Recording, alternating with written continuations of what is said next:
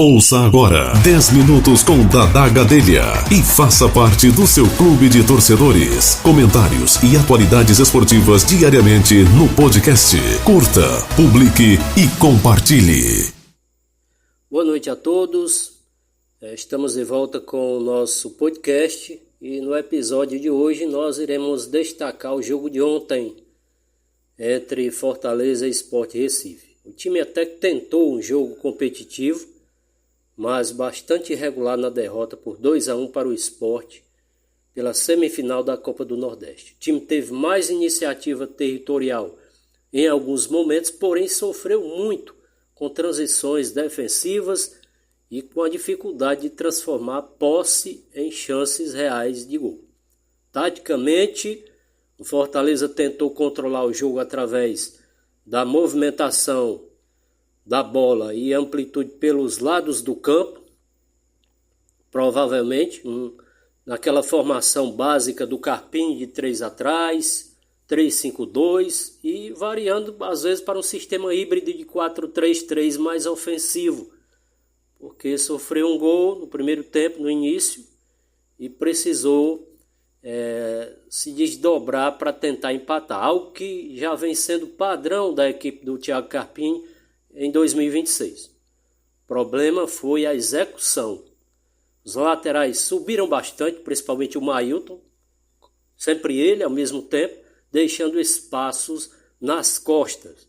Esse sistema 3-5-2, se ele não for muito bem treinado, muito bem vigilante por parte dos volantes para fazer as coberturas, aí sofre quando enfrenta um adversário com pontas agressivos jogando pelos lados do campo.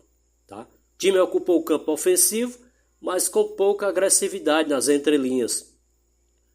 Houve dificuldade para acelerar a jogada quando o Sport baixava a sua marcação defensivamente.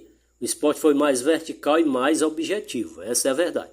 Quando recuperava a bola, buscava rapidamente os corredores, principalmente atacando o espaço entre lateral e zagueiro do Fortaleza. Foi assim que aconteceu. O segundo gol, o centroavante Perotti, foi decisivo, justamente explorando esse tipo de situação. E onde o Fortaleza mais sofreu foi na transição defensiva. Esse foi o principal problema. Quando perdia a bola no ataque, o Fortaleza demorava a recompor. Havia um espaço muito grande entre os jogadores individualmente.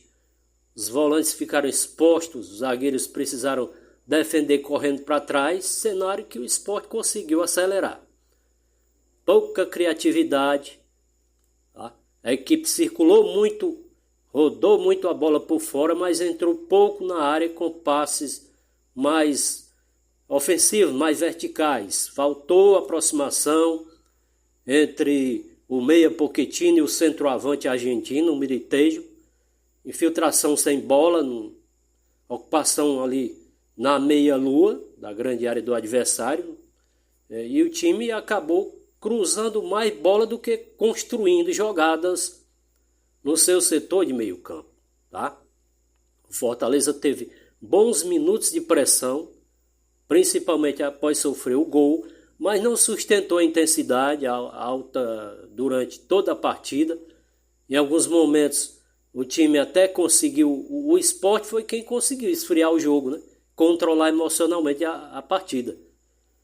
E os destaques do Fortaleza a gente fica procurando com uma lupa, né? Mesmo com a derrota, alguns jogadores apareceram discretamente.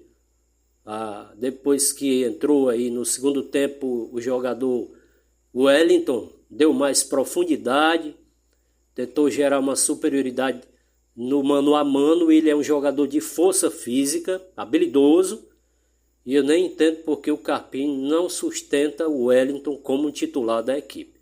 Já faz por merecer. Os laterais participaram bastante ofensivamente, mas sem muita consistência nas finalizações, nos cruzamentos, os arremates. Muriqui principalmente, meio perdido pelo setor esquerdo, ofensivo. Criou volume, mas pecou na definição. E os zagueiros sofreram contra bolas atacando profundidade, né? Os volantes não conseguiram proteger bem a entrada da área do Fortaleza. Pierre, Rian, depois saíram para a entrada do Rodrigo. Entrou também Rodriguinho, que não acrescentou muita coisa de fato. Houve dificuldade na cobertura dos lados. Foi por onde o Sport marcou seu segundo gol. Lado esquerdo, direito do Fortaleza. E o time teve mais controle no jogo em alguns momentos, mas o Sport foi mais maduro, mais estrategicamente mais maduro, mais experiente, trabalhando, tocando a bola com paciência, defendeu em bloco, acelerou as jogadas nos momentos certos, mas foi eficiente na área do Fortaleza. Na verdade, explicitando melhor, foi uma derrota que expôs um problema recorrente do Fortaleza em jogos grandes. No domingo passado, contra o Ceará, foi assim. Tá?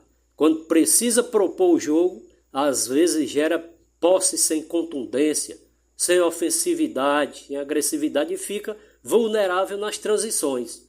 Está meio complicado. Vejo que o Fortaleza, concordando em parte com o treinador, tem um certo desgaste físico.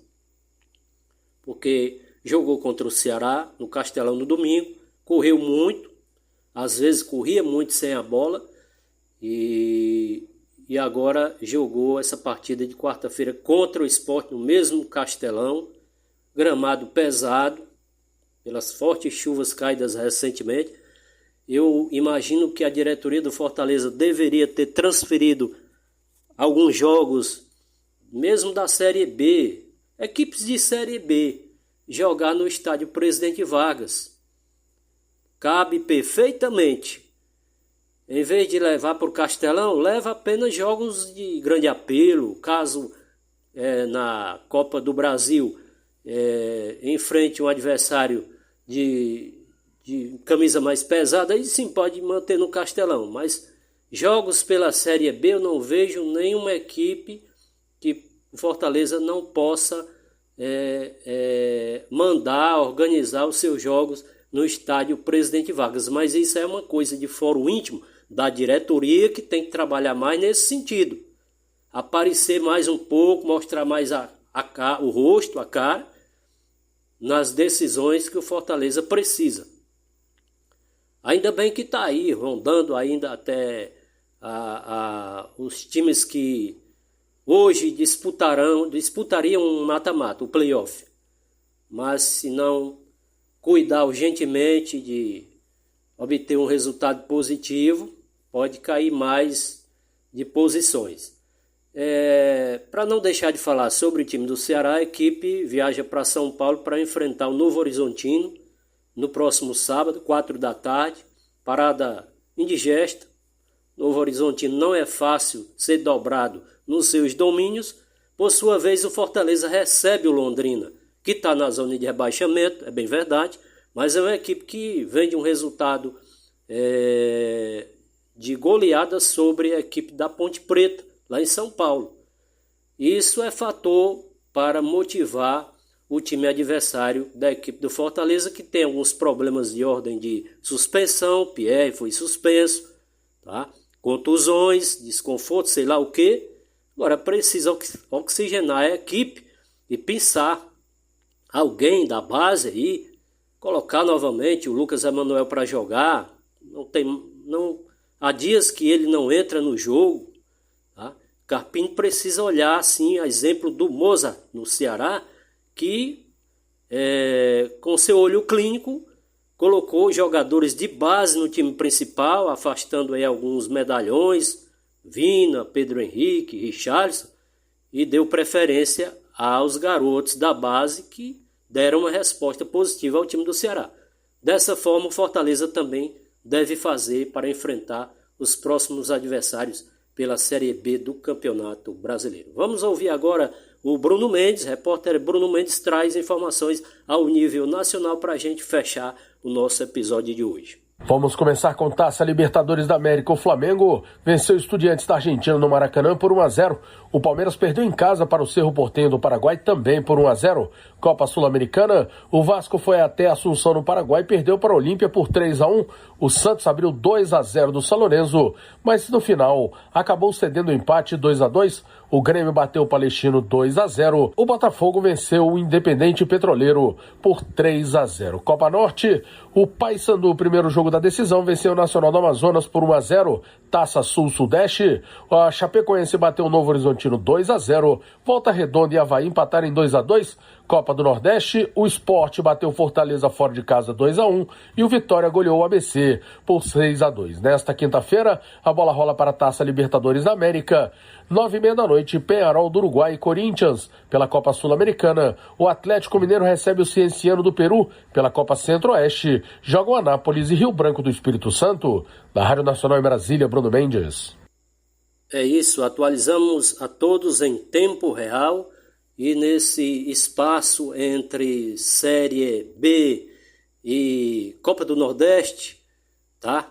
Tem a partida da próxima quarta-feira, partida de volta lá em Recife. Fortaleza irá enfrentar novamente o Sport em desvantagem, até porque o Sport pode perder o jogo, se dá o luxo de perder até por 1-0. E nós vamos aqui com outro episódio no final de semana fazer o pré-jogo, analisar o pré-jogo, tanto do Ceará contra o Novo Horizontino, quanto o do Fortaleza contra a equipe do Londrina. Valeu, tchau, até o próximo.